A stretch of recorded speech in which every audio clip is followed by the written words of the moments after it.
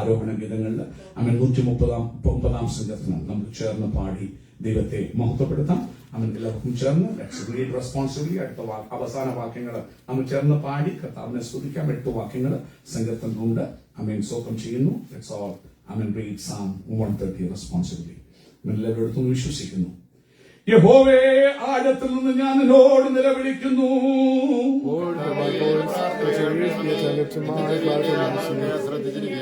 യഹോവേ, നീ അകത്യങ്ങളെ ഓർമ്മ വെച്ചാൽ കർത്താവേ ആർ നിലനിൽക്കും.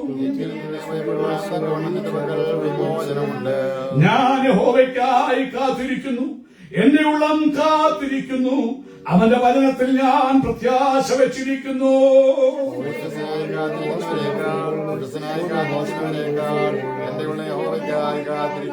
അടുത്ത 2 വാക്യങ്ങൾ ചേർന്ന് പാടി അവനെ മഹത്വപ്പെടുത്താം. ഇസ്രായേലേ, യഹോവയിൽ പ്രത്യാശ വെച്ചുകൊള്ളുക.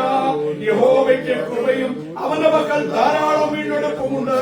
അവൻ ഇസ്രായേലിനെ അവന്റെ അകത്തിൽ നിന്നൊക്കെ വീണ്ടെടുക്കും. നമ്മുടെ വിശുദ്ധ കരങ്ങളെ ഉയർത്തി കർത്താവിന് സ്തോത്രം ചെയ്യാം. Hallelujah, hallelujah, hallelujah. തന്റെ ജനത്തെ അകത്തിൽ വീണ്ടെടുക്കുന്ന ദൈവത്തെ കരമുയർത്തി ആരാധിക്കാം. Hallelujah, hallelujah, hallelujah. എല്ലാവർക്കും പ്രാർത്ഥന ദിവസം ഇരിക്കാം. ഇപ്പോൾ പ്രിയർ അമൻ ഫിലിപ്പോസ് മുമ്പോട്ട് കടന്നു വന്ന് ദൈവത്തിൽ നമ്മെ പ്രബോധിപ്പിക്കുന്നതായിരിക്കും. പ്രാർത്ഥന ദിവസമായിരിക്കാം.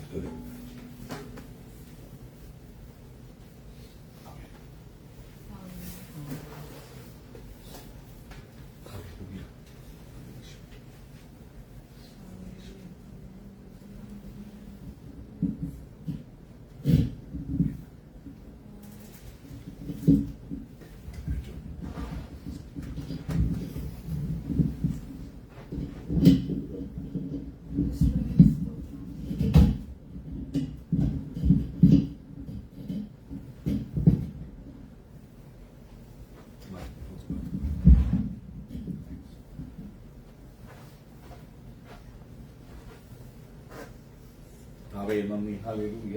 നന്ദി. ആരാധന. സ്തോത്രം, സ്തോത്രം, സ്തോത്രം. കൃപകർത്താവേ, കൃപകർത്താവേ, നന്ദി. ദൈവത്തിന് സ്തോത്രം. ആമേൻ. Praise the lord. വിവേചിതനായ നമ്മുടെ ദൈവത്തെ നമുക്ക് വാഴ്ത്തി സ്തുതിക്കാം. ഹല്ലേലൂയ. കൃപ യേശുവേ, ആരാധന. നന്ദി യേശുവേ, നന്ദി, നന്ദി, നന്ദി. കൃപയേ. ഹല്ലേലൂയ. കൃപ, കൃപ, കൃപ, കൃപ, കൃപ, കൃപ. ആമേൻ, ആമേൻ, ആമേൻ, ആമേൻ. ഇന്നത്തെ ആരാധന കൃപ നമ്മുടെ സങ്കീർത്തന ഭാഗം എന്ന് പറയുന്നത് കൃപ, കൃപ, കൃപ. സാംസ് 130. ഇതിന് ചെറിയ ഒരു സങ്കീർത്തനമാണ്. 8 വാക്യങ്ങളേ ഉള്ളൂ. നമ്മുടെ പാസ്റ്റർ ഇതിന്റെ വായിക്കുന്നതിന് മുമ്പ് പറഞ്ഞല്ലോ, ഇതൊരു ആരോഹണ ഗീതമാണ്. ദൈവാലയത്തിൽ ആരാധനയ്ക്ക് ഉപയോഗിക്കുന്ന ഒരു ആരാധന ഗീതം. അപ്പൊ അതിന്റെ പ്രത്യേകത, ആ യെരുശലേം ദേവാലയം ഇരിക്കുന്നത് സിയോൻ കുന്നിലാണ്. അപ്പോ ആൾക്കാരൊക്കെ താഴ്വരയിലെ താമസിക്കുന്നു. അപ്പൊ അവരെ ആലയത്തിലേക്ക് വരുമ്പോൾ, നടന്നു വരുമ്പോൾ അവരെ പാടുന്ന ഒരു ഗീതമാണ്. അപ്പോ നമുക്ക് ഇന്നത്തെ ഈ ദിവസം നമുക്ക് അവരോട് ചേരാം. അവർ യാത്ര ചെയ്യുമ്പോ ആ ഒരു യാത്രയിലാണ് നമ്മുടെ യാത്ര. ഇതിന്റെ 1-ാമത്തെ വാക്യം, 1-2 വാക്യം ഞാൻ ചേർത്ത്, യഹോവേ, ആഴത്തിൽ നിന്ന് ഞാൻ നിന്നോട് നിലവിളിക്കുന്നു. കർത്താവേ, നീ അകൃത്യങ്ങളെ ഓർമ്മ വെച്ചാൽ ആർ നിലനിൽക്കും. അപ്പോ ആരാധനാലയത്തിലേക്ക് പോകുമ്പോ അവരെ തന്നെ ദൈവസന്നിധിയിൽ സമർപ്പിക്കും. അവരെന്തിനാണ് പോകുന്നത്? ദൈവത്തെ ആരാധിപ്പാൻ. അപ്പോ ദൈവം എവിടെ വസിക്കുന്നു? അത് അവരുടെ കാഴ്ചപ്പാടിൽ ദൈവം ഉന്നതങ്ങളിൽ വസിക്കുന്നവനായ ദൈവം. അപ്പോ അതുകൊണ്ടാണ് അവരതിനകത്ത് പാടിയിരിക്കുന്നത്, യഹോവേ, ആഴത്തിൽ നിന്ന് ഞാൻ നിന്നോട് ഞാൻ നിന്നോട് ഹല്ലേലൂയ. അപ്പോൾ ദൈവസന്നിധിയിൽ നമ്മള് ആരാധിക്കുന്നതും പ്രാർത്ഥിക്കുന്നതും ഒക്കെ ആമേൻ, ആമേൻ, ആമേൻ. നമ്മുടെ ഒരു നിലവിളിയാണ്. ഹല്ലേലൂയ. ഇത് ആഴത്തിൽ നിന്നോട് ഞാൻ നിലവിളിക്കുന്നു. കൃപയെ. ദൈവസന്നിധി ഇരിക്കുന്നത് ആമേൻ. നമ്മുടെ മനസ്സിന് വേദന വരുമ്പോ, ഹല്ലേലൂയ. മനസ്സ് കലുഷിതമാകുമ്പോ, കൃപ കൃപ കൃപ നമ്മൾക്ക് എന്തെങ്കിലും ആവശ്യമുള്ളപ്പോ, കൃപ കൃപ കൃപ സന്തോഷവും സമാധാനമാണെങ്കിൽ ആമേൻ. ദൈവത്തെ ആരാധിക്കാൻ നമ്മൾ പോവുകയാണ്. ഹല്ലേലൂയ. നമ്മുടെ സന്തോഷമുള്ള പല കാര്യങ്ങളുണ്ട്. അതൊക്കെ കൃപ. നമുക്ക് മനസ്സിന് വേദനയുള്ളപ്പോൾ, നന്ദി. അതുപോലെ നമുക്ക് എന്തെങ്കിലും ആവശ്യങ്ങളുള്ളപ്പോൾ മറ്റൊരു ആവശ്യങ്ങളുള്ളപ്പോൾ നമ്മൾ ദൈവത്തിന്റെ സന്നിധി ചെല്ലും, ആമേൻ. കണ്ണുനീരോടെ പ്രാർത്ഥിക്കും. ആമേൻ. പരീക്ഷ എടുക്കുന്ന സമയത്തുള്ള പ്രാർത്ഥന സ്കൂളിൽ പഠിക്കുന്ന പിള്ളേർക്കൊക്കെ അറിയാം. ഹല്ലേലൂയ. നമ്മുടെ ആ സമയത്ത് അന്ന് നമ്മുടെ മാതാപിതാക്കളും പ്രാർത്ഥിക്കും. ആമേൻ, ആമേൻ. മക്കളോടും എപ്പോഴും പറയും, ആമേൻ. പ്രാർത്ഥിച്ചിട്ട് പഠിക്കാൻ തുടങ്ങണം. ആമേൻ, ആമേൻ. ഞാൻ പ്രാർത്ഥിച്ചാ പഠിക്കാൻ തുടങ്ങുന്നത്. കൃപ. അപ്പോ ആ ദൈവത്തോട് നമ്മൾ ഏറ്റവും അടുക്കുന്ന അവസരം ഏതാണ്? ഹല്ലേലൂയ. നമ്മുടെ ഹൃദയത്തിന് വേദനയുള്ള അവസരം. ആമേൻ, ആമേൻ. അപ്പോ നമ്മളുടെ മനസ്സിന് സന്തോഷമുള്ള അവസരങ്ങളില് ഹല്ലേലൂയ. നമുക്ക് അത്രയും ദൈവത്തോട് അടുക്കാൻ നമ്മൾ ആമേൻ. സമയം മാറ്റി വെക്കുക. ആമേൻ. ഈ സങ്കീർത്തനം 150 സങ്കീർത്തനമുള്ള ഈ സങ്കീർത്തനത്തില് ആമേൻ. ഭൂരിഭാഗവും ഹല്ലേലൂയ. എഴുതിയിരിക്കുന്നത് ആമേൻ. ദാവീദാണ്. Yes, ആമേൻ. ദാവീദിന്റെ ജീവിതം നമ്മൾ നോക്കിയാൽ ആമേൻ, ആമേൻ, ആമേൻ. ദാവീദ് ഇസ്രായേലിന്റെ രാജാവായിരുന്നു. ഹല്ലേലൂയ. പക്ഷേ ആമേൻ. ആ ജീവന് വേണ്ടി ഓടുന്ന ഒരു ഓട്ടമാണ്. ആമേൻ, ആമേൻ. ആ രാജാവായിട്ട് അഭിഷേകം ചെയ്യുന്നതിന് മുമ്പ് വരെ ആടിനെ മേയിച്ചുകൊണ്ട് ആമേൻ, കാട്ടില് ആമേൻ. വളരെ സന്തോഷമായിട്ട് കൃപ, കൃപ, കൃപ, പോണത് പോലുമില്ല. ആമേൻ. ആ ആടുകളായിരുന്നു ദാവീദിന്റെ ആമേൻ. ജീവൻ. ആമേൻ. പക്ഷേ ആ അവസരത്തിലും ദാവീദിന് ഒരു പ്രത്യേകത ആമേൻ, ഉണ്ടായിരുന്നു. ആമേൻ. വീണയും വീണുമായിട്ട് എപ്പോഴും ആടുകളുടെ കൂട്ടത്തിൽ നടക്കുമ്പോൾ ദൈവത്തെ സ്തുതിക്കുന്ന ഗീതങ്ങൾ. അപ്പോൾ ആ ഗീതങ്ങള് ദാവീദിന്റെ മനസ്സിൽ വായിൽ നിന്ന് ഉരുളുകയും ഹൃദയത്തിൽ ദൈവത്തെ സ്തുതിക്കുകയും കരുതാം. അപ്പോൾ അതുകൊണ്ടാണ് ദൈവം ദാവീദിനെ തന്നെ തെരഞ്ഞെടുത്തത്. അപ്പോൾ ദൈവം ആദ്യം ഇസ്രായേൽക്കാരുടെ ആവശ്യമനുസരിച്ച് ഒരു രാജ്യത്തെ നയിക്കണമെങ്കിൽ ശാരീരികമായിട്ട് ബലമുള്ളവനായിരിക്കണം. മറ്റുള്ളവരൊക്കെ നിയന്ത്രിക്കണമെങ്കിൽ അതിന് മുകളിൽ അവരുടെ ശബ്ദത്തിന് മുകളിൽ ശബ്ദമുള്ളവനായിരിക്കണം. കാഴ്ചയിലും അതുപോലെ ആയിരിക്കണം. ഉയരത്തിൽ കുറഞ്ഞ് ആൾക്കാരുടെ കാണാൻ മേലാത്ത ഒരാൾ ചെയ്ത അതിന്റെ രാജാവ് ഇവനെയാണോ രാജാവാക്കിയത്? പക്ഷേ ദൈവം തെരഞ്ഞെടുത്തത് തോൾ മുതൽ പൊക്കമേറിയവനായിരുന്നു ശൗലെന്നാണ് വചനം പറയുന്നത്. വചനം പറയുന്നത്. ആമേൻ, ആമേൻ. അപ്പോ ആ ശാരീരിക യോഗ്യത ഹല്ലേലൂയ. ആ തെരഞ്ഞെടുപ്പ്, ആമേൻ. ആ തെരഞ്ഞെടുപ്പിൽ ആമേൻ. അതൊരു പരാജയമായിരുന്നു. ശൗലിന് അതിൽ നിലനിൽക്കാൻ സാധിക്കും. അത് ഒരുപക്ഷെ ശൗലിന് ആ സ്ഥാനം കിട്ടിയപ്പോൾ മനസ്സിലുണ്ടായ അഹങ്കാരമായിരിക്കാം.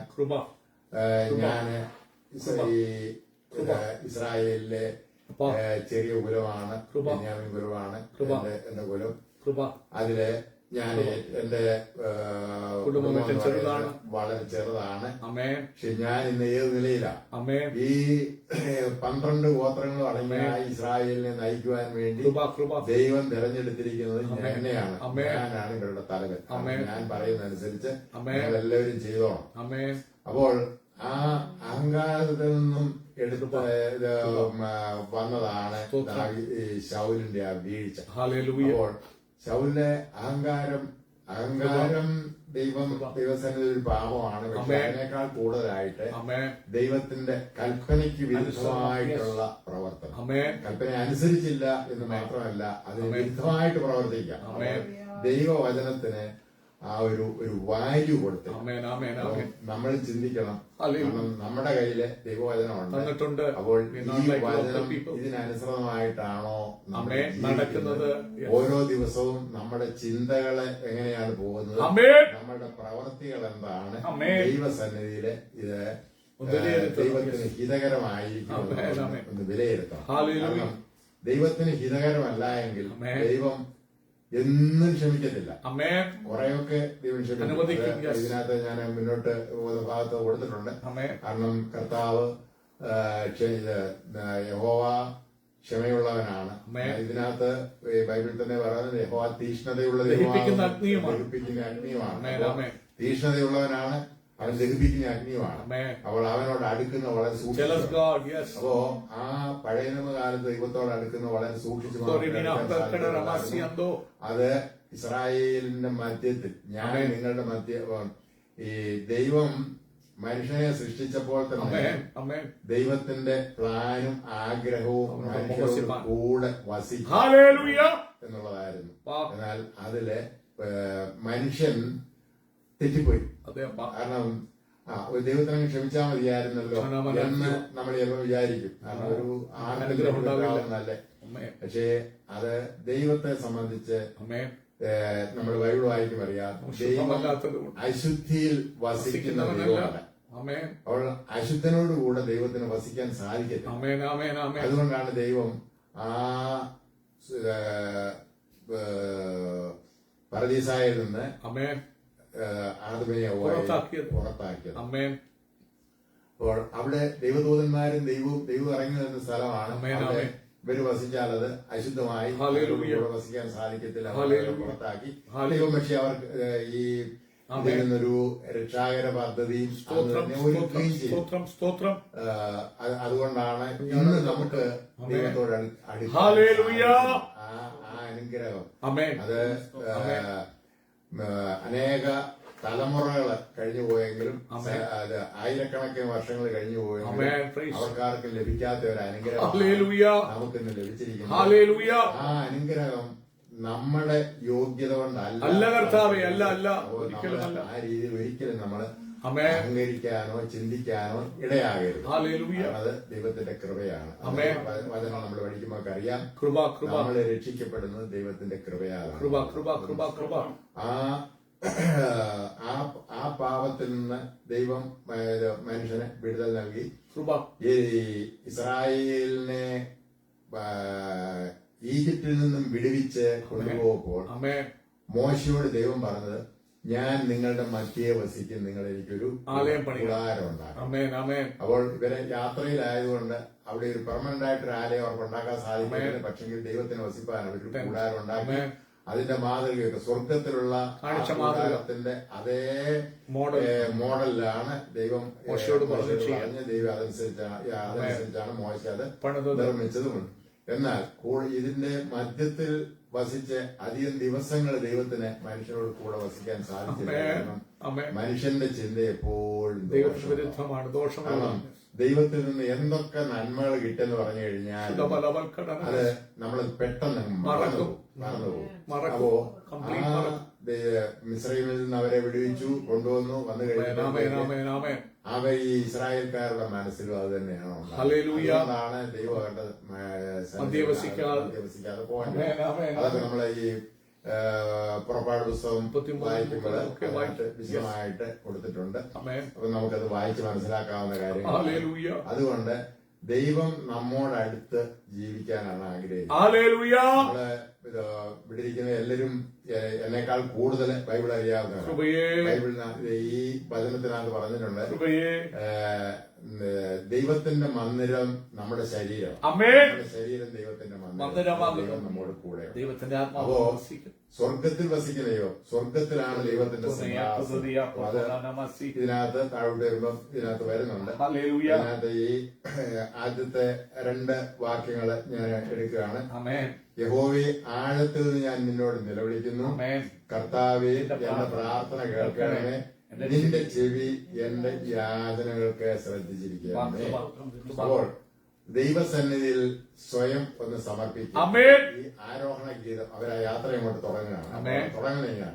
ആഴത്തിൽ നിന്നാണ് നിലവിളിക്കുന്നത്. അപ്പോൾ ഈ എന്തുകൊണ്ടാണ് ഈ ആഴത്തിലായി പോയത്? അപ്പോൾ ഈ ഇവരുടെ കാഴ്ചപ്പാട് നമുക്ക് സങ്കീർത്തനം 121 ആരംഭം നോക്കാം. അതിനകത്ത് ഞാൻ എന്റെ കണ്ണുകൾ പർവ്വതങ്ങളിലേക്ക് ഉയർത്തുന്നു. എനിക്ക് സഹായം എവിടെ നിന്ന് വരും? അത് മതി. കാരണം ഞാൻ എന്റെ കണ്ണ് പർവ്വതങ്ങളിലേക്ക് ഉയർത്തുന്നു. അപ്പോ നമ്മളെ ഒരു പർവ്വതത്തിന്റെ അവിടെ ചെന്ന് ഈ പർവ്വതം കാണണമെങ്കിൽ ഇങ്ങോട്ട് നോക്കണം. സ്വല്പം നമ്മൾ കണ്ണ് ഉയർത്തി മുകളിലോട്ട് നോക്കണം. അപ്പോൾ ദൈവത്തെ കാണാനും നമ്മളെ ഉന്നതങ്ങളിലേക്ക് നോക്കണം എന്നുള്ളതാണ് മീനിങ്. ഇതിലെ നമ്മൾ പ്രാർത്ഥിക്കുന്ന അവസരങ്ങളില് ദൈവസേന നമ്മൾ കൈമലർത്തും. നമ്മുടെ തല ചിലപ്പോൾ നമ്മള് തല കുനിച്ചിരുന്ന് പ്രാർത്ഥിക്കുന്ന അവസരമുണ്ട്. ഉയരങ്ങളിലേക്ക് നോക്കി പ്രാർത്ഥിക്കുന്ന അവസരമുണ്ട്. അപ്പോൾ ഉയരങ്ങളിലേക്ക് നമ്മൾ നോക്കിയാലും പ്രാർത്ഥിക്കുന്ന സമയത്ത് എല്ലാവരും കണ്ണടച്ചിരുന്ന പ്രാർത്ഥിക്കും. മുകളിലോട്ട് നോക്കി കണ്ണടച്ചിരുന്നാൽ മുകളിൽ എന്തോ കാണാനാ. അപ്പോ ദൈവത്തെ കാണുന്നത് നമ്മുടെ ഈ ദൃഷ്ടിയിലല്ല, നമ്മുടെ ഹൃദയത്തിലാണ് നമ്മൾ. അപ്പോ നമ്മുടെ മനസ്സാണ് ദൈവസന്നിധിയിൽ ചേരേണ്ടത്. നമ്മുടെ കണ്ണ് ഇതിനകത്ത് സങ്കീർത്തനകർത്താവ് പറഞ്ഞിരിക്കുന്നത് എന്റെ കണ്ണ് പർവ്വതങ്ങളിലേക്ക് ഞാൻ ഉയർത്തുന്നു. അപ്പോൾ ആ കണ്ണോടൊപ്പം നമ്മുടെ ഹൃദയവും നമ്മുടെ മനസ്സും നമ്മുടെ ചിന്തയും ഉന്നതങ്ങളിലേക്ക് എത്തണം. ഈ ലോകത്തിന്റെ ഇവിടുത്തെ ഈ സന്തോഷങ്ങളിൽ നിന്നൊക്കെ ഒന്ന് വിട്ടുപിരിഞ്ഞിട്ട് ദൈവസന്നിധി നമ്മൾ ഉയർത്തുക. ദൈവിക കാര്യങ്ങൾ നമ്മൾ ചിന്തിക്കുക, വചനങ്ങളെ പറ്റി നമ്മൾ ചിന്തിക്കുക, ദൈവത്തെ സ്തുതിക്കുക. കർത്താവ് നമ്മൾക്ക് നൽകി തന്നിരിക്കുന്നതായ എല്ലാ നന്മകളും നന്ദി കരയണം. അതോടൊപ്പമാണ് നമ്മുടെ ആവശ്യങ്ങൾ നമ്മൾ ദൈവസന്നിധി സമർപ്പിക്കുന്നത്. പിന്നെ നമ്മുടെ ഈ ദൈവത്തെ സ്തുതിക്കുക, സ്തോത്രം ചെയ്യുക. ദൈവം മനുഷ്യനിൽ നിന്ന് ഇപ്പോഴും ആരാധന പ്രതീക്ഷിക്കുന്ന ദൈവമാണ്. ദൈവത്തിന് ആരാധന സ്തുതികളുടെ മേൽ വസിക്കുന്നവനാണ്, സ്തുതികളുടെ മേൽ വസിക്കുന്നവനായിട്ടുള്ള എന്നാണ് ബൈബിളിൽ പറയുന്നത്. ആ സ്വർഗത്തിലും എപ്പോഴും ഹല്ലേലൂയ ഹല്ലേലൂയ ആരാധന ഉയരുകയാണ്. ആ ആരാധനയോട് അവർക്ക് പ്രത്യേകിച്ച് വേറെ ആവശ്യമൊന്നും പറയാൻ നമ്മൾ ഈ വചനം കേൾക്കുമ്പോഴും പ്രാർത്ഥിക്കുമ്പോഴും ഹല്ലേലൂയ പറയാറുണ്ട്, ആമീൻ പറയാറുണ്ട്. നമ്മൾ കേൾക്കുന്ന നമ്മളെ ബാധിക്കുന്ന കാര്യമാണെങ്കിൽ പ്രാർത്ഥിക്കുന്ന ആൾ അത് ശരിയാണ്, നല്ലതാണ്, ഞങ്ങളെ അനുഗ്രഹിക്കണമേ പറഞ്ഞാൽ ഞങ്ങൾക്ക് അതിന്റെ അനുഗ്രഹം ലഭിക്കണം, അത് പങ്കെടുക്കാം. അപ്പോൾ ദൈവസന്നിധിയിൽ നമ്മൾ പ്രാർത്ഥിക്കുമ്പോൾ കണ്ണുകള് മുകളിലേക്ക് ഉയർത്തണം. ആ കണ്ണുകൾ ഉയർത്തുന്നു. അതുപോലെ തന്നെ നമ്മുടെ മനസ്സും നമ്മുടെ ഹൃദയവുമാണ്. ഈ സങ്കീർത്തനത്തിൽ തന്നെ പലയിടത്തും അതിനെ വായിച്ചു നോക്കാൻ കഴിയാം. ഇപ്പോ ഞാനിപ്പോ പറഞ്ഞത് സങ്കീർത്തനം 121 1 2 പറഞ്ഞു. അതുപോലെ സങ്കീർത്തനം 123 1 വാക്യം പറയുന്നത് സ്വർഗത്തിൽ വസിക്കുന്നതിനായുള്ളവേ നിങ്കിലേക്ക് ഞാൻ എന്റെ കണ്ണു ഉയർത്തുന്നു. അപ്പോൾ മനുഷ്യനറിയാം ദൈവം എവിടെയാ വസിക്കുന്നത്? സ്വർഗത്തിൽ വസിക്കുന്നവനായുള്ളവേ നമ്മളും പറയാം. നമ്മളെ ആരാധന നമ്മൾ ആരാധന തുടങ്ങുമ്പോൾ സ്വർഗത്തിൽ വസിക്കുന്നവനായുള്ള ഞങ്ങളുടെ കണ്ണുകൾ ഞങ്ങളുടെ മേൽ നിന്റെ കണ്ണുകൾ പതിക്കും. അപ്പോ അവിടെ ആ പ്രാർത്ഥന തുടങ്ങുന്ന അവസരമാണ്. യാത്ര തുടങ്ങുമ്പോൾ പ്രാർത്ഥിക്കുന്ന അവസരമാണ്. ആഴത്തിൽ നിന്ന് നിലവിളിക്കുന്നു. അപ്പോൾ സ്വർഗം എവിടെയാണ്? സ്വർഗവും ഉന്നതികളിൽ ഉയരങ്ങളിലാണ് എവിടെയാ വസിക്കുന്നത്? ഭൂമി താഴെ. അപ്പോ നമ്മുടെയൊക്കെ വീട് നമുക്ക് നാട്ടിൽ നിന്ന് വന്നവർക്കൊക്കെ അറിയാം, നമ്മുടെ വീടുകൾ കിണറുണ്ട്. അപ്പോ ഈ സ്കൂളിൽ പഠിക്കുന്ന സമയത്ത് സ്കൂളിലോട്ട് പോകുന്ന വഴിക്ക് റോഡിന്റെ സൈഡിലുള്ള വീടുകളിലെ കിണറിനകത്തെല്ലാം ഇങ്ങനെ പോയി നിർത്തുക. ഒരു കാര്യമില്ല, വെള്ളം കുടിക്കണമെന്നില്ല. ചിലപ്പോ അവിടെ അമ്മച്ചിമാരോ ആരെങ്കിലും വെള്ളം കോരുന്നുണ്ട്, ഇച്ചിരി വെള്ളം വേണമെന്ന് പറഞ്ഞാൽ അവചാരം വെള്ളം തരും. അത് ഉപയോഗിച്ചാലും ഈ പോകുന്ന എന്നാ വെച്ചാൽ താഴോട്ടൊന്ന് നോക്കുക, എന്നിട്ട് എന്തോരം ആഴമാടായി. അപ്പോ നമ്മുടെ വീട്ടിലെ കിണറുമായിട്ട് അതിനെപ്പറ്റി താരതമ്യം ചെയ്തു. അപ്പൊ കുന്നിന്റെ മുകളിലൊക്കെ ഉള്ള കിണറാണ് താഴോട്ട് പെട്ടെന്ന് പുറകോട്ടങ്ങ് മാറുന്നു, കലകറങ്ങുന്ന പോലത്തെ അതുപോലുള്ള ആഴമാണ്. അപ്പോ ആ ഒരു കിണറിന്റെ ആഴം കണ്ടപ്പോഴത്തേക്ക് നമുക്ക് അത്രയും ആഴമാണെങ്കിൽ സ്വർഗോന്നതികളിലേക്ക് നമ്മൾ നോക്കുമ്പോൾ നമ്മൾ എന്തുമാത്രം നമ്മളൊക്കെ പ്ലെയിനിലൊക്കെ യാത്ര ചെയ്തു, നമ്മള് ആകാശത്തൂടെ യാത്ര ചെയ്യുമ്പോൾ ചില അവസരങ്ങളൊക്കെ ഭൂമി കാണാം. പക്ഷേ മുകളിലോട്ട് നോക്കിയാൽ കാർമേഘം ഇല്ലെങ്കിൽ കാർമേഘത്തിന്റെ മുകളിൽ ചെന്ന് കഴിഞ്ഞാലും ആകാശം നമുക്ക് സൈഡിലിരിക്കുകയാണെങ്കിൽ കാണാം. ഹല്ലേലൂയ. അവിടെ നിന്ന് നോക്കിയാലും ആമേൻ. താഴെ നിന്ന് നോക്കിയാൽ കാണുന്ന അതേ ഉയരത്തിലാണ് അവിടെ ചെല്ലുമ്പോഴും ആകാശം. ഹല്ലേലൂയ. ഉയരം പിന്നെ കിടക്കും. ആമേൻ, ആമേൻ. അപ്പോൾ എന്തുമാത്രം ഉയരത്തിലാണ് നമ്മൾ ആകാശം കാണുന്നത്. ഹല്ലേലൂയ. ആകാശത്തിനും മുകളിലാണ് സ്വർഗം. ആമേൻ. സ്വർഗം എത്രയോ മുകളിലാണ്. ആമേൻ. അപ്പോൾ അത്രയും മുകളിലിരിക്കുന്ന ആ സ്വർഗ സിംഹാസനത്തിൽ ഇരിക്കുന്ന ദൈവം ആമേൻ. നമ്മളോട് കൂടെ വസിക്കും. ദൈവം നമ്മള് ബൈബിൾ വായിക്കുന്ന ദൈവം സർവ്വവ്യാപിയാണ്. ആമേൻ. സകലവും അറിയുന്നവനാണ്. അപ്പോ ആ വാക്യം വെച്ച് നോക്കുമ്പോ ദൈവം എല്ലായിടത്തും ഉണ്ട്. അപ്പോ ആ സ്വർഗവും ഇന്നതികൾ ഇരുന്നോട്ട് നമ്മുടെ സർവ്വ ചെയ്തികളും അറിയുന്ന ദൈവം എന്ന് പറയുന്നത് ആ ശക്തി, ആ കഴിവെന്ന് പറയുന്നത് നമ്മുടെ ചിന്തയിലെങ്ങും കാരണം നമുക്ക് മുകളിലോട്ട് നോക്കിയാൽ ആകാശം കണ്ണും കാണത്തില്ല. ആകാശം കാണാം. നക്ഷത്രങ്ങളാണ് ചില നക്ഷത്രങ്ങൾ ഇങ്ങനെ ചെറുതായിട്ട് മിന്നും. നമ്മൾ സൂക്ഷിച്ചു നോക്കുമ്പോ അറിയാം നമ്മൾ കാണാത്ത ചില നക്ഷത്രങ്ങളൊക്കെ അവിടെ ഇവിടെയൊക്കെ മിന്നുന്നതാണ്. അത്ര ദൂരെയാണ്. അപ്പോ നക്ഷത്രങ്ങൾക്കും മീതെയാണ്. അപ്പോൾ ഇത് മാത്രം ഉയരത്തിലാണ്. അത്രയും ഉയരത്തിൽ എഴുതുകൊണ്ടാണ് നമ്മളെ ദൈവം കാണുന്നത്. ആ ദൈവം ആണ് നമ്മളോട് കൂടെ വസിക്കാൻ.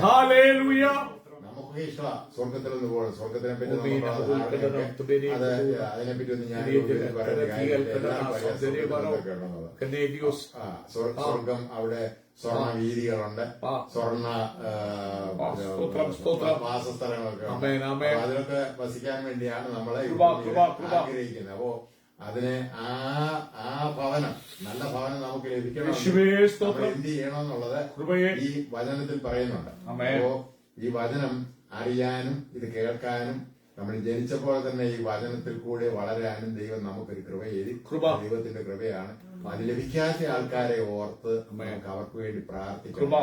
നമ്മുടെ സഹോദരങ്ങളെ നമ്മളെ പോലെ സ്നേഹിക്കണം. നമ്മളങ്ങനെ സ്നേഹിക്കുന്നുണ്ടെങ്കിൽ അവർക്കും ആ സ്വർഗം അവകാശമാകാൻ വേണ്ടി നമ്മൾ പ്രാർത്ഥിക്കണം.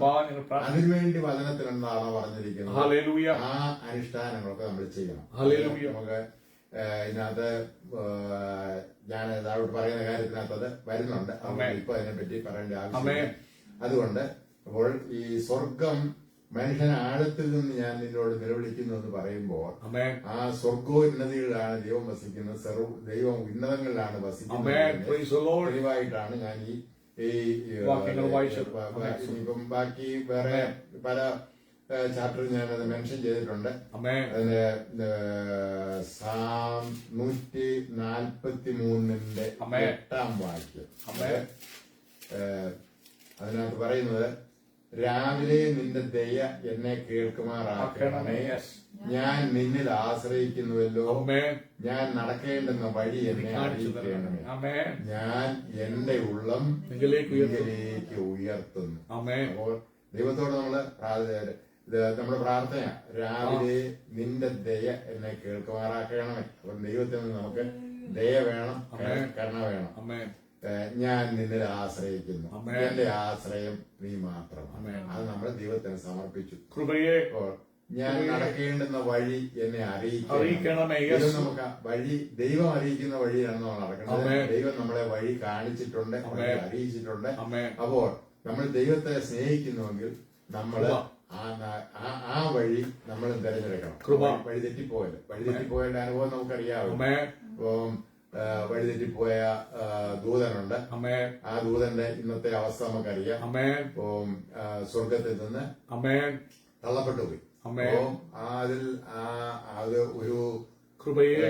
ഒരു ഗണം ദൂതന്മാരാണ്. അപ്പോൾ അതിനകത്ത് അന്ധകാരത്തിൽ ചങ്ങലയിട്ട് ബന്ധിച്ചിരിക്കുന്ന ദൂതന്മാരുണ്ട്. അവര് നമ്മള് ഭൂമി മനുഷ്യനെ സൃഷ്ടിക്കുന്നതിന് മുന്നേ അവരെ അവിടെ ബന്ധിച്ചിട്ടിരിക്കുന്നു. ഇന്നും ആ കഷ്ടതയിൽ അവിടെ കിടക്കുകയാണ്. അപ്പോ നമ്മള് അതിനെപ്പറ്റി ഓർക്കണം. അങ്ങനെ ഒരു സ്ഥലം ഉണ്ടെന്നുള്ളത്.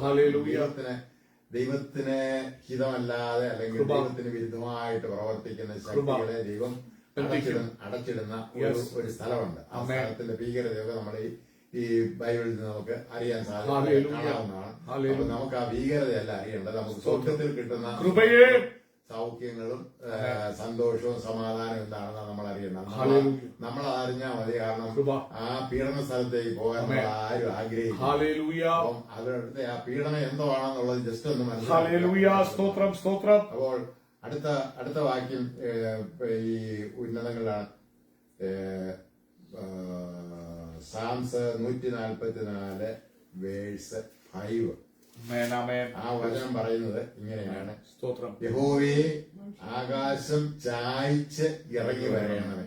അപ്പോൾ ഉയരത്തിൽ നിന്ന് ഇറങ്ങി വരണം. അപ്പം ദൈവം അന്ന് ആ സമയത്ത് മനുഷ്യന്റെ ചിന്താഗതി ആമേൻ. നമ്മുടെ ശരീരം ദൈവത്തിന്റെ മന്ദിരമാണെന്നുള്ളതൊക്കെ നമ്മൾ മനസ്സിലാക്കിയത് ഈ പുതിയ നിയമം കാലത്താണ്. ഹല്ലേലൂയ. അപ്പോ അതിനു മുന്നേ ദൈവം ഉന്നതങ്ങളിൽ വസിക്കുന്ന ദൈവമാണ്. സ്വർഗത്തിലാണ് അവന്റെ സിംഹാസനം. അവിടെ നിന്നാണ് നമ്മളെ ദൈവത്തെ കാണുന്നത്. സ്വർഗത്തിൽ നിന്നാണ് ദൈവം കേൾക്കുന്നത്. അതുകൊണ്ടാണ് ദൈവത്തെ വിളിക്കുന്നത്. ദൈവമേ, ആകാശത്തിലിരിക്കുന്ന ദൈവമാണ്. ഞാൻ വിളിക്കുമ്പോൾ സ്വർഗം ചായ്ച്ച് ഇറങ്ങി വരണമേ. സ്വർഗം ചായ്ച്ച് ഇറങ്ങി വന്ന ഒരു ദൈവമാണ്. അങ്ങനെയാണെങ്കിൽ ആ ദൈവം ഉന്നതങ്ങളിൽ വസിക്കുന്ന ദൈവമാണല്ലോ. അപ്പോൾ പിന്നെ അതിന്റെ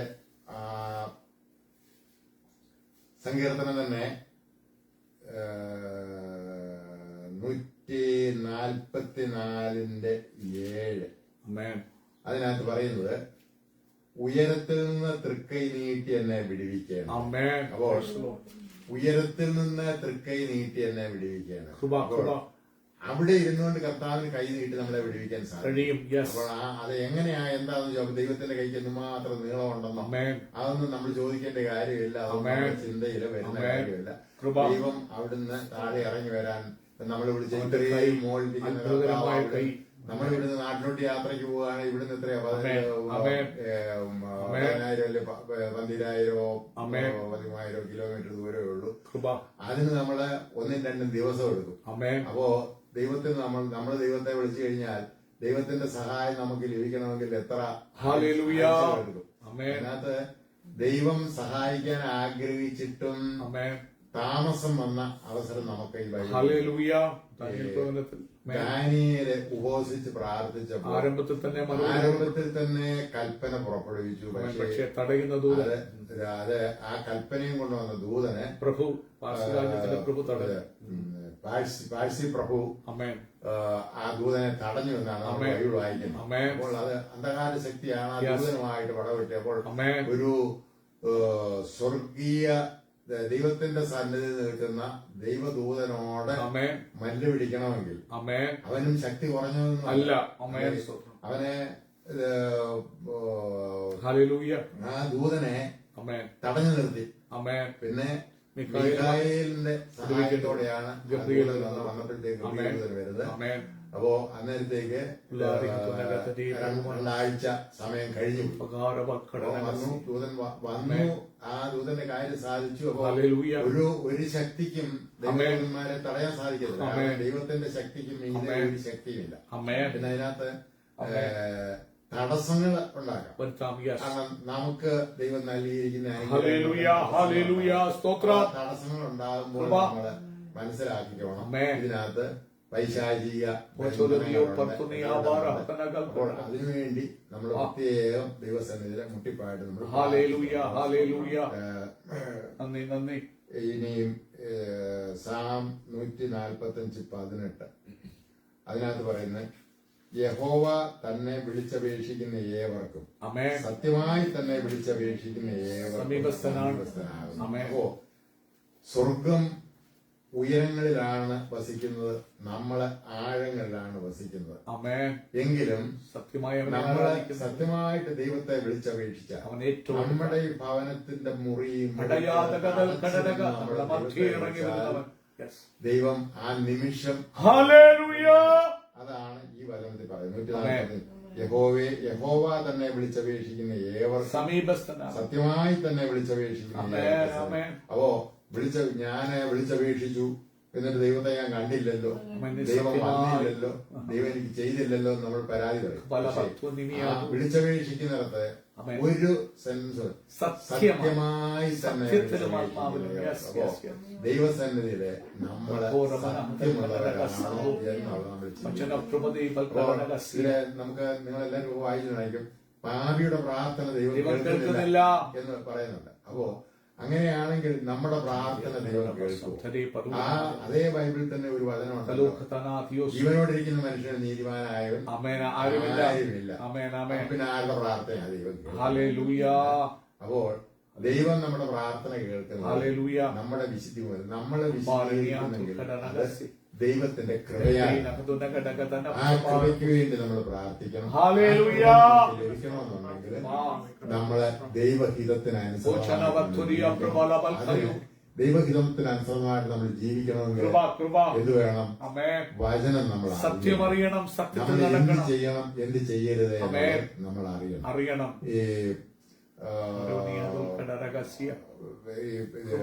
നമ്മളെ ഈ ബൈബിളിനകത്തുടനീളം വായിച്ചാൽ പഴയ നിയമത്തിലും പുതിയ നിയമത്തിലും ഒക്കെ അന്യദൈവങ്ങളെ ആരാധിക്കുന്നത്, ബാൽ വിഗ്രഹങ്ങളെ ആരാധിക്കുന്നവരും അശേര പ്രതിഷ്ഠയെ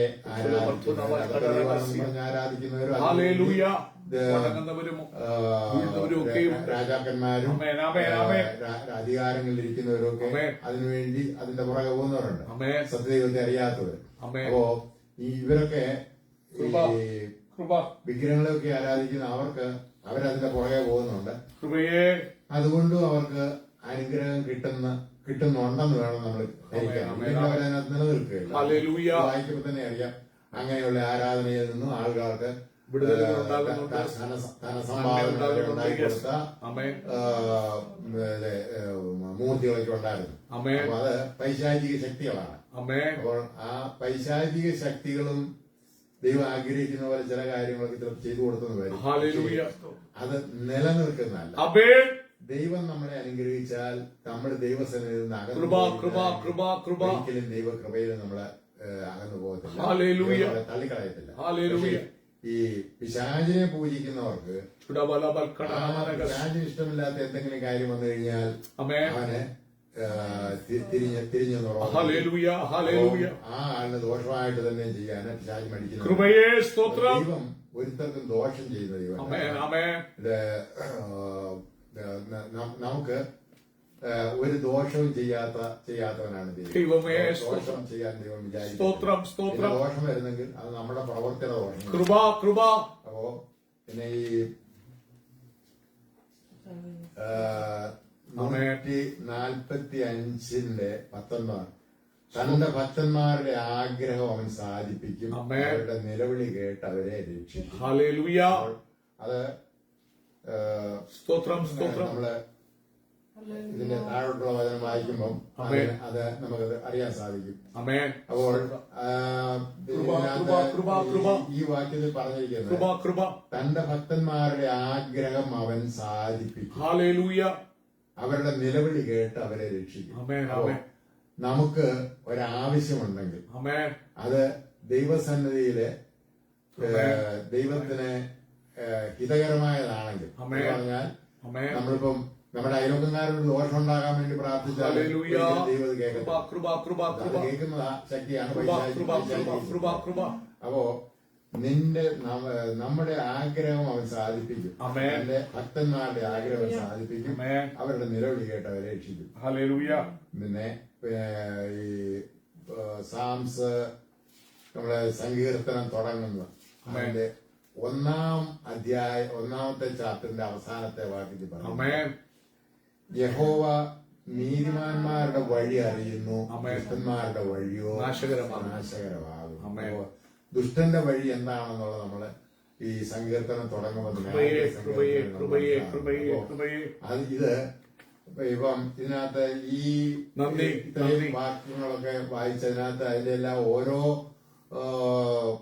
വാക്യം മാത്രമേ പറഞ്ഞിട്ടുണ്ടെങ്കിലും അതിൽ നിന്നൊക്കെയും ദൈവം ആരാണെന്നും ദൈവം എവിടെ വസിക്കുന്നുവെന്നും ദൈവം മനുഷ്യനെ പറ്റി എന്താണ് ആഗ്രഹിക്കുന്നതെന്നും ദൈവസന്നിധി നമ്മൾ എങ്ങനെ ആയിരിക്കുന്നു എന്നുള്ളത് ഒരു ചെറിയ വിവരണം ഈ വാക്യങ്ങളിൽ നിന്ന് കിട്ടിയിട്ടുണ്ട്. അപ്പോ ഈ സ്തോത്രം അടുത്ത വാക്യം പറയുന്നത് സ്തോത്രം സ്തോത്രം മൂന്നാമത്തെ വാക്യം. സ്തോത്രം സ്തോത്രം യഹോവേ നീ അകൃത്യങ്ങളെ ഓർമ്മ വെച്ചാൽ ആർ നിലനിൽക്കും? സ്തോത്രം. എങ്കിലും നിന്നെ ഭയപ്പെടുവാൻ തക്കവണ്ണം നിന്റെ പക്കൽ വിമോചനമുണ്ട്. ഞാൻ യഹോവയ്ക്കായി കാത്തിരിക്കുന്നു, എന്റെ ഉള്ളം കാത്തിരിക്കുന്നു, അവന്റെ വചനത്തിൽ ഞാൻ പ്രത്യാശ വെച്ചിരിക്കുന്നു. അത് മനുഷ്യന്റെ പ്രത്യാശ. ദൈവം അവൻ നമുക്ക് എന്ത് ചെയ്തു തരും? പ്രാർത്ഥിക്കണമെങ്കിൽ നമുക്ക് ആ ദൈവത്തിൽ ഒരു വിശ്വാസം വേണം, നമുക്കൊരു പ്രത്യാശ വേണം. ഞാൻ പ്രാർത്ഥിക്കുന്ന ദൈവം നൽകി തരുന്നു. അപ്പോൾ ആ 5-ാമത്തെ വാക്യം പറയുന്നത് ഞാൻ യഹോവയ്ക്കായി കാത്തിരിക്കുന്നു, എന്റെ ഉള്ളം കാത്തിരിക്കുന്നു, അവന്റെ വചനത്തിൽ പ്രത്യാശ വെച്ചിരിക്കുന്നു. അപ്പോഴ് ആ 4-ാമത്തെ വാക്യം പറയുന്നു എങ്കിലും നിന്നെ ഭയപ്പെടുവാൻ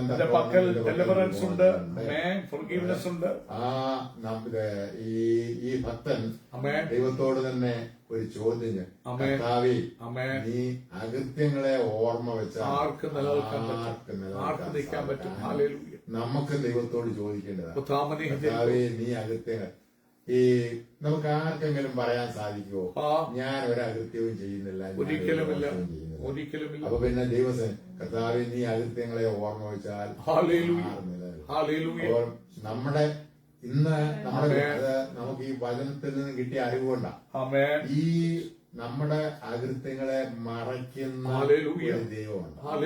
നമ്മുടെ രക്ഷകനായ കർത്താവിന്റെ രക്തത്താൽ നമ്മുടെ അകൃത്യങ്ങൾ മറയ്ക്കും. സാത്താൻ ചെയ്താലും കർത്താവരെയും ഞാൻ അവിടെ നോക്കിയിട്ട് അവനിൽ എന്റെ രക്തമല്ലാതെ വേറൊന്നും കാണുന്നില്ല. അപ്പോൾ നമ്മള് ദൈവസേനയോട് പ്രാർത്ഥിക്കുക, യേശുവേ അവിടുന്ന് ഞങ്ങൾക്ക് വേണ്ടി ചൊരിഞ്ഞ ആ പുണ്യാഹ രക്തം, ആ രക്തം ഞങ്ങളിലേക്ക് പകരണമേ, ആ രക്തം കഴുകി ശുദ്ധരാക്കണം. ദിനംതോറും ആ രക്തം ഞങ്ങൾ അപ്പോൾ ആ അകൃത്യങ്ങളെ മറയ്ക്കുന്ന ഒരു ശക്തി, ആ ശക്തിയാണ് നമ്മുടെ രക്ഷ, കർത്താവ്.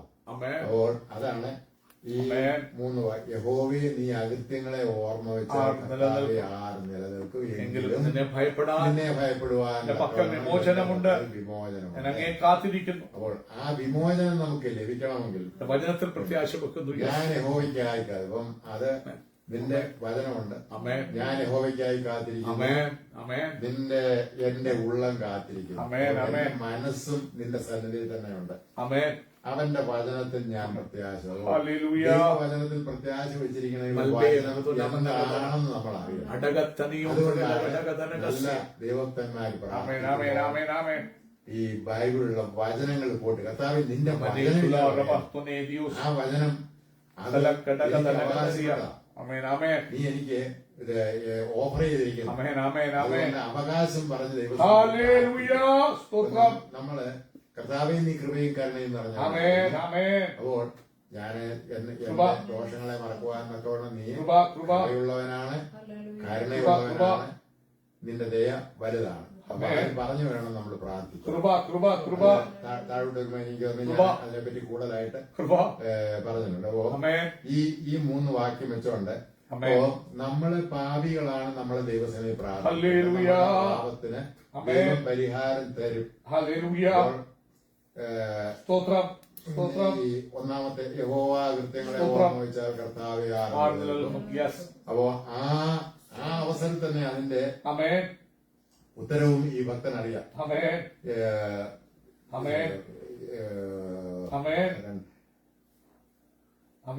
നിന്നെ ഭയപ്പെടുവാൻ തക്കവണ്ണം നിന്റെ പക്കൽ വിമോചനമുണ്ട്. അപ്പോൾ ആ വിമോചനം അത് എങ്ങനെ നമുക്ക് അത് ഉപകാരപ്പെടും എന്നുള്ളത് അടുത്ത വാക്യത്തിൽ പറയുന്നുണ്ട്. അപ്പോൾ അതനുസരിച്ച് വേണം നമ്മള് അപ്പം ഇതിനകത്ത് യഹോവ അകൃത്യങ്ങളെ ഓർമ്മ വെച്ചാൽ കർത്താവേ ജീവനോടിരിക്കുന്ന മനുഷ്യൻ നീതിമാൻ ആരുമില്ല എന്ന് വചനം പറയുന്നു. അങ്ങനെയെങ്കിൽ രക്ഷിക്കപ്പെടും. അപ്പോൾ അകൃത്യങ്ങളെ ഓർമ്മ വെച്ചാൽ കർത്താവേ ആർ നിലനിൽക്കും. അപ്പോ അതാണ് ഇതിന്റെ അതിന് സപ്പോർട്ടാണ് മനുഷ്യന് നീതിമാൻ ആരുമില്ല എന്ന് നമ്മള് പാപിയാണ് എന്നുള്ളത് നമ്മിൽ തന്നെ നമുക്കറിയാം. പിന്നെ കൃപ ഈ കൃപ കൃപ സങ്കീർത്തനം 103 8-9 അതിനകത്ത് യഹോവ കരുണയും കൃപയും നിറഞ്ഞവനാകുന്നു, ദീർഘക്ഷമയും മഹാദയയുള്ളവൻ തന്നെ. അവൻ എല്ലായ്പ്പോഴും പരിഹസിക്കുകയില്ല, എന്നേക്കും കോപം സംഗ്രഹിക്കുകയില്ല. നമ്മുടെ പാപങ്ങൾക്ക് തക്കവണ്ണം അവൻ നമ്മോട് ചെയ്യുന്നില്ല, നമ്മുടെ അകൃത്യങ്ങൾക്ക് തക്കവണ്ണം നമ്മോട് പകരം ചെയ്യുന്നതുമില്ല. ഇതിൽ കൂടുതൽ ഇതൊരു അനുഗ്രഹം നോക്കേണ്ടതാ. യഹോവ കൃപയുള്ളവനാണ്, കരുണയുള്ളവനാണ്. 8-ാം വാക്യം പറയുന്നു, അവൻ ദീർഘക്ഷമയുള്ളവനാണ്, മഹാദയയുള്ളവനാണ്.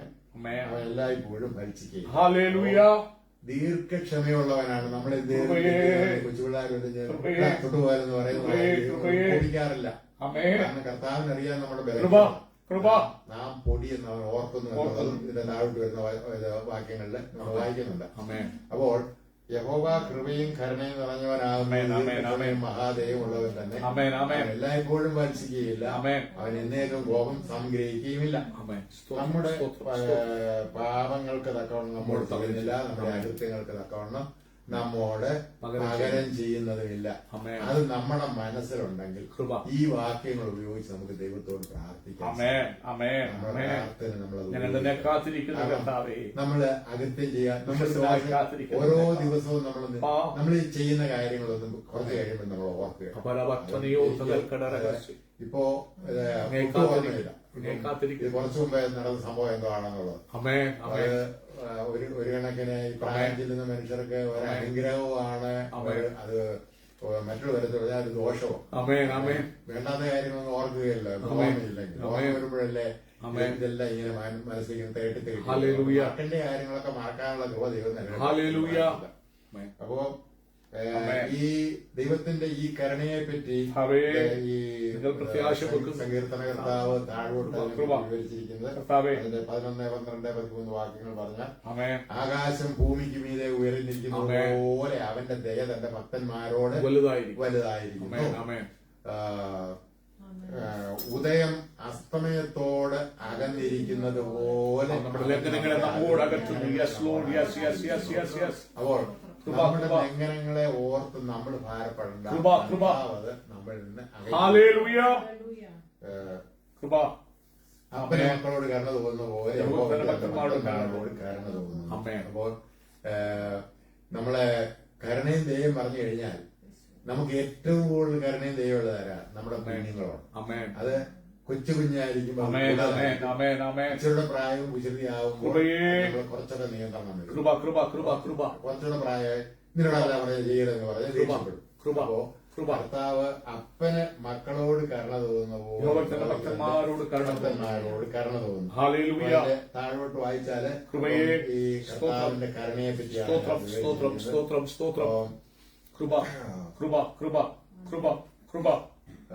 ആരാധിക്കുന്നു. അപ്പം അത് ഇത് നമുക്ക് എല്ലാവർക്കും ഒക്കെ അറിയാവുന്നതാണ്. അടുത്ത വാക്യം ഞാൻ എടുത്തിരിക്കുന്നത് സാംസ് 34:15. യഹോവയുടെ കണ്ണ് നീതിമാന്മാരുടെ മേലും അവന്റെ ചെവി അവരുടെ നിലവിളിക്കും തുറന്നിരിക്കുന്നു. അപ്പോൾ ദൈവം നമ്മളെ എപ്പോഴും നോക്കിക്കൊണ്ടായിരിക്കും. ദൈവത്തിന്റെ കണ്ണ് നീതിമാന്മാരുടെ മേൽ നമ്മുടെ നിലവിളിക്ക് തുറന്നിരിക്കുന്നു. ദൈവത്തിന്റെ 7 കണ്ണുകൾ ഭൂമിയിൽ ഊടാടിക്കൊണ്ടിരിക്കുന്നു. അപ്പോ ആ കണ്ണുകളിൽ പെടാതെ ഒന്നും മറഞ്ഞിരിക്കുന്നില്ല. ഈ നമ്മുടെ ഈ 2 കണ്ണുകൊണ്ട് കാണുന്ന പോലെ മാത്രമേ കാണത്തുള്ളൂ. പുറകിലുള്ളതോ സൈഡിലുള്ളതോ നമുക്ക് കാണാൻ സാധിക്കും. അപ്പോൾ ഇവിടെ ഈ സങ്കീർത്തനകർത്താവ് പറഞ്ഞിരിക്കുന്നത് ഇത് പരിശുദ്ധാത്മാവാണ് ഈ വചനങ്ങൾ കൊടുത്തിരിക്കുന്നത്. അല്ലാണ്ട് ഈ ഒരു പറയുന്ന ദാവീദ് മനസ്സിൽ തോന്നുന്നല്ല എഴുതി വെച്ച കാര്യങ്ങളാണ്. അല്ലാത്ത കാര്യങ്ങളൊന്നും ബൈബിളിൽ ചേർത്തിട്ട് യഹോവയുടെ കണ്ണ് നീതിമാന്മാരുടെ മേലും അവന്റെ ചെവി അവരുടെ നിലവിളിക്കും തുറന്നിരിക്കും. അങ്ങനെയെങ്കിൽ നമ്മൾ എന്തിനു പേടിക്കണം? കർത്താവ് നമ്മളെ നോക്കിയിട്ടുണ്ട്. കാരണം ഈ നമ്മളെ ഈ പിള്ളേരൊക്കെ ആണെങ്കിൽ കിടന്ന് അമ്മ എനിക്ക് പേടിയാ, മോളെ നീ കിടന്നുറങ്ങിക്കോ, ഞാനിവിടെ ഉണ്ട്. അമ്മ അവിടെ ഉണ്ടെങ്കിൽ, അമ്മയുടെ നോട്ടം നമ്മുടെ നേരെ ഉണ്ടെങ്കിൽ നമുക്ക് ധൈര്യമാണ്. ഇനി നമുക്ക് ഒന്നും നമുക്ക് പേടിക്കാനില്ല. കൃപ, അതുപോലെ കൃപ. ദൈവം, നമ്മുടെ ദൈവത്തിന്റെ കണ്ണ് നമ്മുടെ മേലുണ്ട്. ആമേൻ. അവന്റെ ചെവി നമ്മുടെ നിലവിളി തുറന്നിരിക്കുന്നു. അപ്പോൾ നമ്മൾ പ്രാർത്ഥിക്കുമ്പോൾ യഹോവയെ ചെവിക്കൊള്ളണമേ, എന്റെ പ്രാർത്ഥന ശ്രദ്ധിക്കണമേ. ആമേൻ. അപ്പോ ഇതൊന്നും നമ്മൾ പറഞ്ഞില്ലെങ്കിലും ആമേൻ. ദൈവം കേൾക്കും. ആമേൻ. എന്നാൽ ഈ വാക്യം നമ്മൾ ഉരുവിടുന്ന കർത്താവെ, നീ അങ്ങനെയുള്ളവനായതുകൊണ്ട് ഹല്ലേലൂയ. നീ എന്നെ കാണണമേ, കൃപയെ. എന്നെ എന്റെ നിലവിളി കേൾക്കണം. ആമേൻ. ആമേൻ. 34:15 അതുണ്ട്. പിന്നെ അടുത്തത് നന്ദി കർത്താവേ, നന്ദി നന്ദി നന്ദി നന്ദി. സാംസ് 34:7-8 പറയുന്നു, ആമേൻ.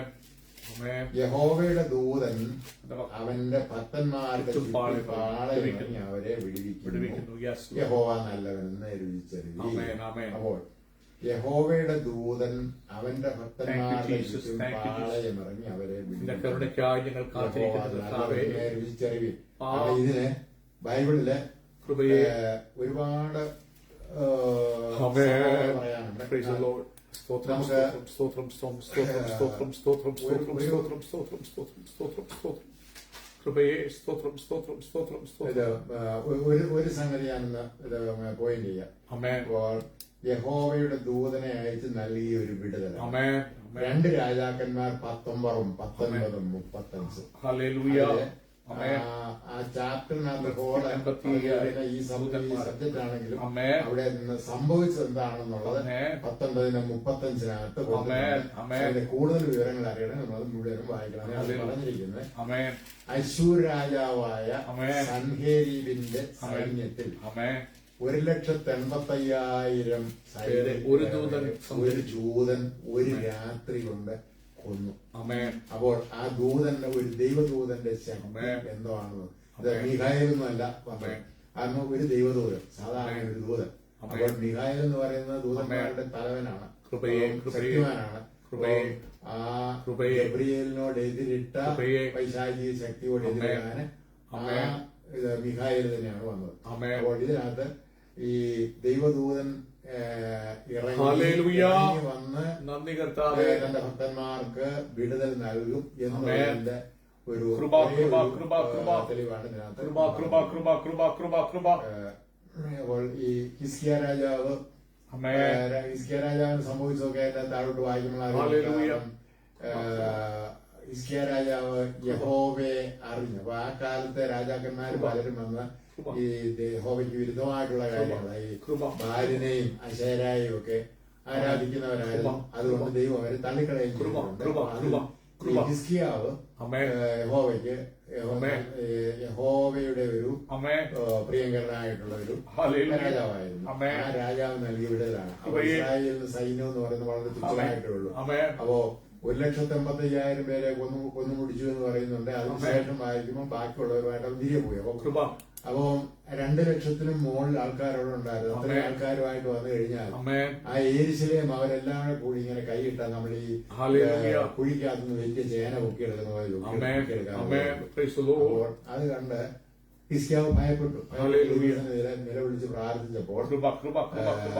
അന്ന് യെശയ്യാ പ്രവാചകന്റെ സ്തോത്രം, സ്തോത്രം, സ്തോത്രം. ശുശ്രൂഷയുടെ കാലമായിരുന്നു. സ്തോത്രം, യെശയ്യാ സ്തോത്രം, പ്രവാചകന്റെ സ്തോത്രം, അടുത്ത് സ്തോത്രം, സ്തോത്രം. ദൂതന്മാരെ അയച്ചപ്പോൾ യെശയ്യാ പ്രവാചകൻ ആമേൻ.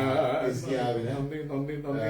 അങ്ങേ ആരാധിക്കുന്നു. ദൈവത്തിന്റെ അരുളപ്പാട് അങ്ങേ ആരാധിക്കുന്നു, അങ്ങേ ആരാധിക്കുന്നു. കർത്താവേ, സ്തോത്രം, സ്തോത്രം. ഇവനെ അവൻ നിന്നെ ഇപ്പം ദൈവത്തിന്റെ ജനങ്ങളെ നിന്ദിച്ച ആ നിന്നയുടെ ദോഷം ആമേൻ. അവൻ മനസ്സിലാക്കും. ആമേൻ. അതുകൊണ്ട് നീ ഇതിനകത്ത് പേടിക്കാനൊന്നുമില്ല. ആമേൻ. അവനെ തിരിച്ചു പൊക്കോളും. ആമേൻ. തിരിച്ചു പോകുന്ന വഴി അവന്റെ ജീവൻ സ്തോത്രം, പോകും സ്തോത്രം, എന്ന് പറഞ്ഞു. സ്തോത്രം, അതുപോലെ സ്തോത്രം, തന്നെ സംഭവിക്കുകയും ചെയ്തു. സ്തോത്രം, സ്തോത്രം. പിന്നെ കൃപയെ, കൃപയെ, കൃപയെ, കൃപയെ. സ്തോത്രം, സ്തോത്രം. സാംസ് നന്ദി, നന്ദി, നന്ദി, നന്ദി. സങ്കീർത്തനം 4-ാം അധ്യായത്തിൽ ഹല്ലേലൂയ. ആമേൻ.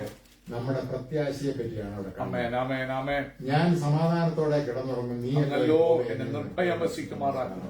Yes. Yes, Lord. അപ്പോ നമ്മുടെ പ്രാർത്ഥനയില് നമുക്ക് കോട്ട് ചെയ്യാവുന്നത് ആ, ഞാൻ സമാധാനത്തോടെ കിടന്നു. അങ്ങല്ലോ വൈകിട്ട് എന്നെ നമ്മൾ നിർഭയം കിടന്നുറങ്ങാൻ വസിക്കുമാറാക്കണം. പോകുമ്പോൾ Yes. നമ്മൾ ദൈവസന്നിധിയിൽ പ്രാർത്ഥിച്ചു, ആമേൻ, ആമേൻ, യഹോവേ, ആമേൻ. ഞാൻ സമാധാനത്തോടെ കിടന്നുറങ്ങും, അങ്ങല്ലോ നീ അങ്ങല്ലോ എന്നെ നിർഭയം ഭയം വസിക്കുമാറാക്കണം. വസിക്കുമാറാക്കുന്നു. ആമേൻ, ആമേൻ. രാത്രിയില് ഈ പൈശാചിക ദൂതന്മാരൊന്നും നമ്മുടെ കൃപയെ, അടുത്ത് കൃപയെ, കൃപയെ. ഒരു ദോഷവും ചെയ്യരുത്. ആമേൻ. അപ്പോ നമുക്ക് പിന്നെയും കൃപ, കൃപ. 130 ആമേൻ. 5ഉം 6ഉം വാക്യങ്ങൾ നമുക്കൊന്ന് നോക്കാം. ഞാൻ യഹോവയ്ക്കായി കാത്തിരിക്കുന്നു, എന്റെ ഉള്ളം കാത്തിരിക്കുന്നു, അവന്റെ വചനത്തിൽ ഞാൻ പ്രത്യാശ വെച്ചിരിക്കുന്നു. ഉഷസ്സിനായി കാത്തിരിക്കുന്നവരെക്കാൾ എന്റെ ഉള്ളം യഹോവയ്ക്കായി കാത്തിരിക്കുന്നു. ആമേൻ. നമ്മുടെ ആ പ്രത്യാശയും അതിനുള്ള ആ പ്രാർത്ഥനയുടെ Lord, we wait for you, Lord. ഇവരെ ഇങ്ങനെ യാത്ര ചെയ്തുകൊണ്ടിരിക്കുക. Hallelujah. അപ്പോ അതിനകത്ത് നിങ്ങളുടെ ഹോപ്പ് വെക്കുന്നു. Yes. 7-ാം വാക്യം. 6-ാം വാക്യം. ഉഷസ്സിനായി കാത്തിരിക്കുന്നതിനേക്കാൾ എന്റെ ഉള്ളം യഹോവയ്ക്കായി കാത്തിരിക്കുന്നു. അവരെ ഇപ്പൊ ഈ രാത്രിയില് ഇരുട്ടെന്ന് പറയുന്ന എല്ലാവർക്കും പേടിയുണ്ട്. ആമേൻ, ആമേൻ, ആമേൻ. നമ്മളെ ഈ ഉറങ്ങാൻ എല്ലാവർക്കും ഇഷ്ടമാണെങ്കിലും ആമേൻ. നമ്മളെ ഈ ഉറക്കം നഷ്ടപ്പെട്ടു കഴിഞ്ഞാൽ പിന്നെ കിടക്കുന്ന ഹല്ലേലൂയ, ഹല്ലേലൂയ. ഉറക്കം നമുക്ക് നഷ്ടപ്പെട്ടു യേശുവേ. കഴിഞ്ഞാൽ എങ്ങനെയെങ്കിലും ഒന്ന് നേരം വെളുത്ത് കിട്ടിയാൽ മതി എന്നുള്ള. സ്തോത്രം. അപ്പൊ ആ ഉഷസ്സിനായിട്ട് കാത്തിരിക്കുന്നവരെക്കാൾ എന്റെ ഉള്ളം അങ്ങേയ്ക്കായി കാത്തിരിക്കുന്നു. യഹോവയ്ക്കായി കാത്തിരിക്കുന്നു. ആമേൻ. എന്നിൽ പ്രത്യാശ കാത്തിരിക്കുന്നു. ഹല്ലേലൂയ. അപ്പോൾ അതിന്റെ 7-ാം വാക്യം, Lord, thank you. Thank you, Jesus. ഇസ്രായേലിലെ യഹോവയിൽ പ്രത്യാശ വെച്ചു കൊള്ളുക. യഹോവയ്ക്ക് കൃപയും അവന്റെ പക്കൽ ധാരാളം വീണ്ടെടുപ്പുമുണ്ട്. ആമേൻ. ഇവിടെ ആമേൻ. കൃപ. ഞാൻ യഹോവയ്ക്കായി കാത്തിരിക്കുന്നു. ആമേൻ. ആമേൻ. എന്റെ സങ്കീർത്തനം 97:7 നമുക്ക് നോക്കാം. ആമേൻ. ആ ആരാധനയിലെ നമ്മുടെ ആരാധനയെ പറ്റി ഇത് നമ്മൾ ആരെ ആരാധിക്കണം, എങ്ങനെ, അതിനകത്ത് സാംസ് 97:7 വിഗ്രഹങ്ങളെ സേവിക്കുകയും ബിംബങ്ങളിൽ പ്രശംസിക്കുകയും ചെയ്യുന്നവരൊക്കെയും ലജ്ജിച്ചു പോകും. സകല ദേവന്മാരുമായുള്ളവരെ അവനെ നമസ്കരിക്കും. അപ്പോ ഇതിനകത്ത് വിഗ്രഹങ്ങളെ സേവിക്കുന്നവർക്ക് അവരെ അനുഭവിക്കാൻ പോകുന്ന ആമേൻ ദോഷമാണ്. ആമേൻ. നിങ്ങൾ ലജ്ജിച്ചു പോകത്തേ ഉള്ളൂ. ഹല്ലേലൂയ. ചിലപ്പം തൽക്കാലം അവൻ നിങ്ങളെ പ്രീതിപ്പെടുത്തുമായിരിക്കും. ആമേൻ. പക്ഷേ അവൻ നിങ്ങളെ ലജ്ജിപ്പിക്കും. ആമേൻ. പിന്നെ അതിന്റെ ആ സാംസ് 86:5 ആമേൻ. കർത്താവേ, നീ നല്ലവനും ക്ഷമിക്കുന്നവനും ആമേൻ. നിന്നോട് അപേക്ഷിക്കുന്നവരോടൊക്കെയും മഹാദയാലുവാണ്. ആമേൻ. കർത്താവേ, നീ നല്ലവനും ക്ഷമിക്കുന്നവനും നിന്നോട് അപേക്ഷിക്കുന്നവരോടൊക്കെയും ആമേൻ. ദയാലുവാണ്. ആമേൻ. ഇവിടെ 2 ശക്തികളെയാണ് നമ്മൾ കാണുന്നത്. ഒന്ന് വിഗ്രഹങ്ങളെ ആരാധിക്കുന്നവരും, മറ്റേത് ദൈവത്തെ കർത്താവിനെ. അപ്പോ ഈ ഇതില് ഏത് തിരഞ്ഞെടുക്കണമെന്നുള്ളത്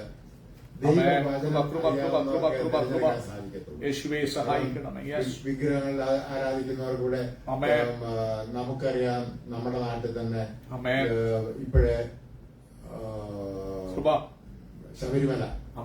ശബരിമല ശാസ്താവ് അയ്യപ്പൻ അവിടെ വിഗ്രഹത്തിന്റെ അടുത്ത് പോയി കഴിഞ്ഞിട്ട് അവിടെ കിടന്ന ആൾക്കാർ മറിയ.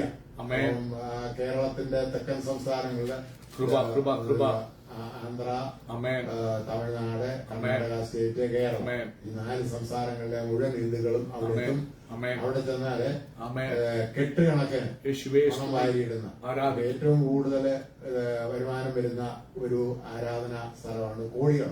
അവിടുത്തെ ആരാധന ഇത് കിട്ടുന്നത്. അപ്പോ ഇങ്ങനെ പണം കൊണ്ടിടുന്നതിന്റെ പിന്നെ പുറകെ പിന്നെ വരുന്നെങ്കിൽ അവർക്ക് എന്തെങ്കിലും പ്രയോജനം കിട്ടിയില്ലെങ്കിൽ അപ്പൊ പൈശാചിക ശക്തിയെ ആരാധിക്കുന്നവർക്കും ആ സാത്താന്റെ അനുഗ്രഹം കിട്ടുമായിരിക്കും. അപ്പോ ഇതിൽ നമ്മൾ ആ സാത്താനെ സേവിക്കുന്നവരുടെ 97:7 വിഗ്രഹങ്ങളെ സേവിക്കുകയും ബിംബങ്ങളിൽ പ്രശംസിക്കുകയും ചെയ്യുന്നവരൊക്കെയും ലജ്ജിച്ചു പോകും. അപ്പോ സകല ദേവന്മാരുമേ യഹോവയെ സ്തുതിക്കുന്നു. അപ്പോ നമ്മള് ആരെ ആരാധിക്കണം എന്നുള്ളത് തിരഞ്ഞെടുക്കാനുള്ള അവകാശം നമുക്കുണ്ട്. ഇതിൽ നമ്മള് എന്തുകൊണ്ടാണ് നമ്മുടെ ദൈവത്തെ തിരഞ്ഞെടുക്കേണ്ടത്? ഈ നമ്മള് ഈ റോമാലേഖനം 10-ാം അധ്യായത്തില് പൗലോസ് അതിനെപ്പറ്റി അതിനകത്ത് യേശുവിനെ കർത്താവെന്ന് വായ് കൊണ്ട് ഏറ്റുപറയുകയും ദൈവം അവനെ ഏൽപ്പിച്ചുവെന്ന് ഹൃദയം കൊണ്ട് വിശ്വസിക്കുകയും ചെയ്താൽ നീ രക്ഷിക്കപ്പെടും.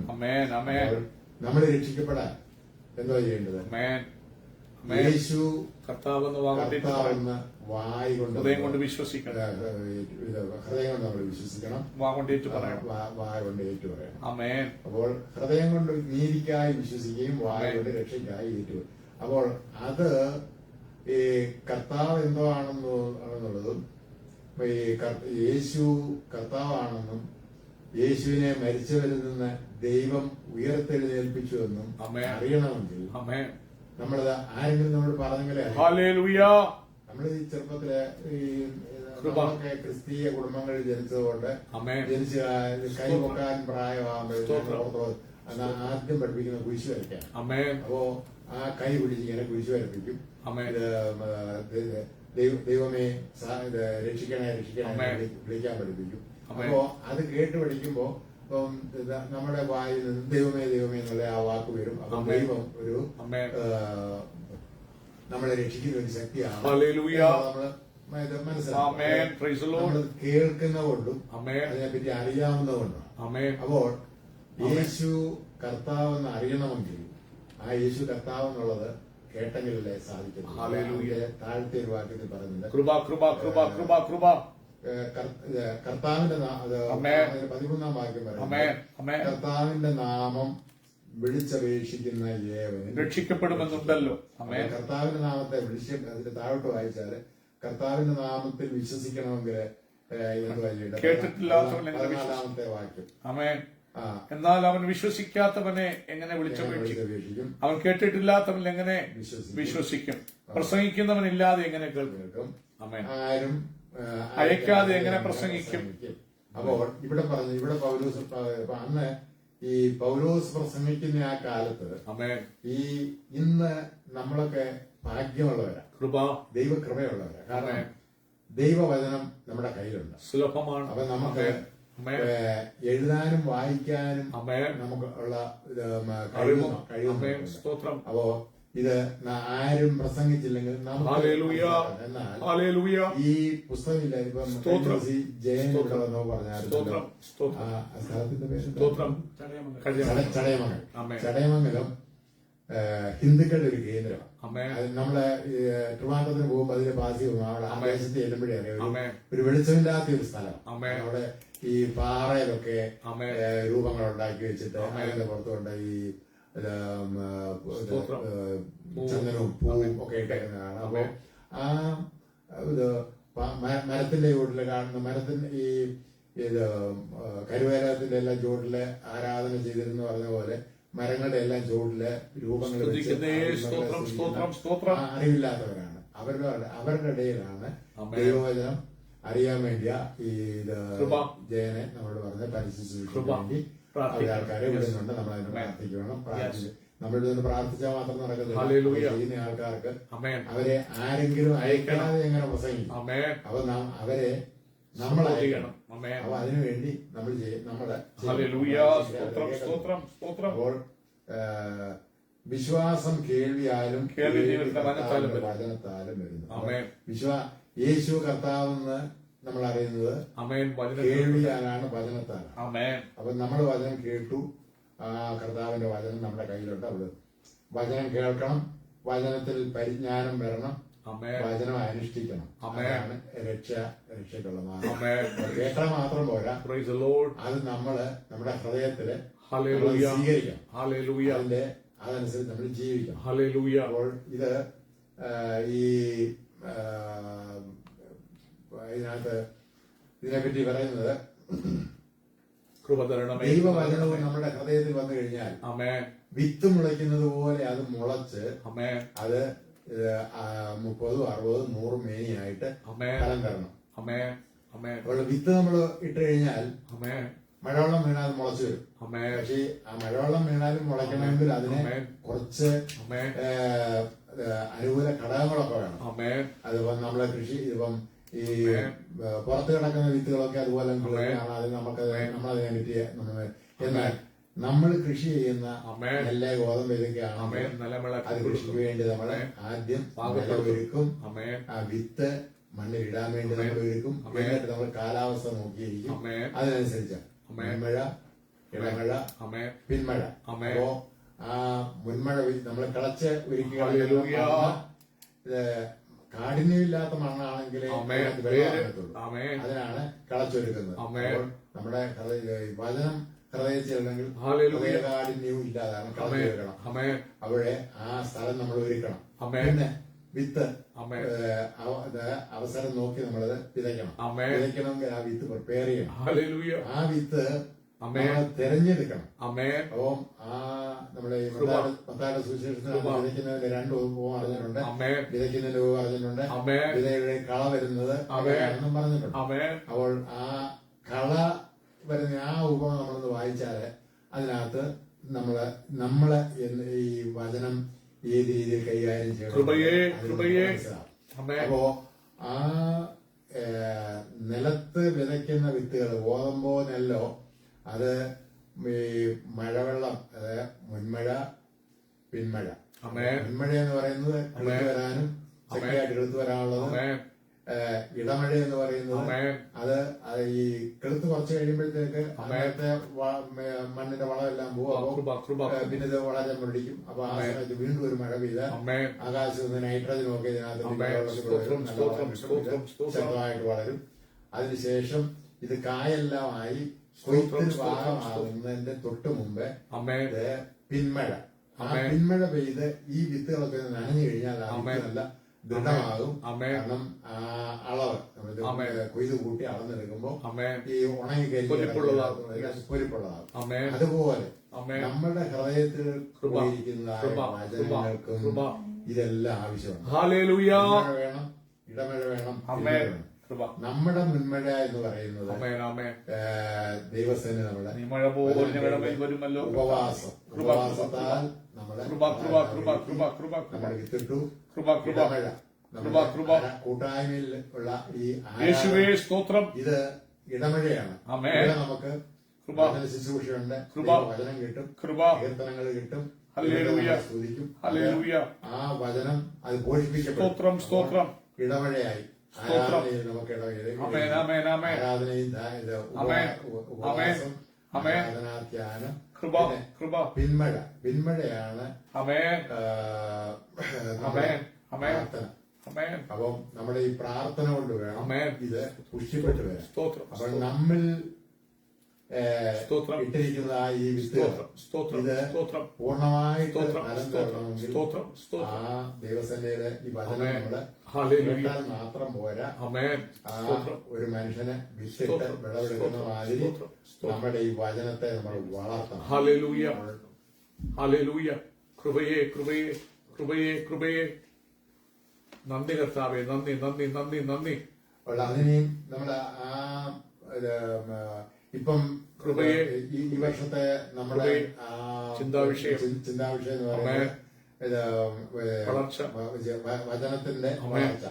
അതിനെപ്പറ്റി പാസ്റ്റർ എല്ലാ സൺഡേയിലും പറയാറുണ്ട്. ഞാൻ ആ ഭാഗത്തേക്ക് പോകുന്നില്ല. നമ്മുടെ ഈ വചനങ്ങളെ അതോട് ബന്ധപ്പെടുത്തിയാൽ കൂടുതൽ അനുഗ്രഹപ്രദമായിരിക്കും.